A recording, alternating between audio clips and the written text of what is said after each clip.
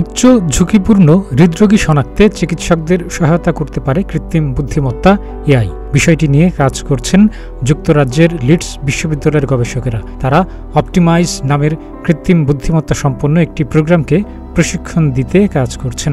এ কাজে প্রায় ২০ লাখ মানুষের স্বাস্থ্যগত তথ্য বিশ্লেষণ করে এআইকে প্রশিক্ষণ দেওয়ার কাজটি করেছেন তারা।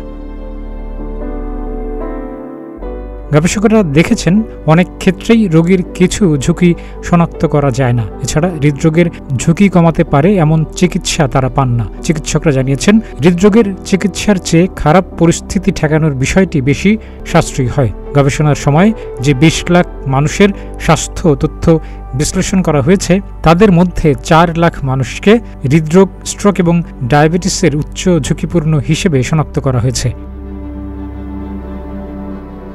অপটিমাস নামের এআই প্রকল্পে ৮২ জন উচ্চ ঝুঁকিপূর্ণ রোগীকে নিয়ে গবেষণা চালানো হয়। এর প্রতি ৫ জনে একজন উচ্চ ঝুঁকিতে ক্রনিক কিডনি সমস্যা শনাক্ত হয়েছিল। অর্ধেকের বেশি রোগীর উচ্চ রক্তচাপের কারণে নানা ধরনের ঔষধ খেতে হয়েছে। গবেষকরা বলেছেন তাদের তৈরি এআই প্রোগ্রামের ব্যবহারে চিকিৎসকেরা এখন আগেভাগেই হৃদরোগী শনাক্ত করতে পারবেন।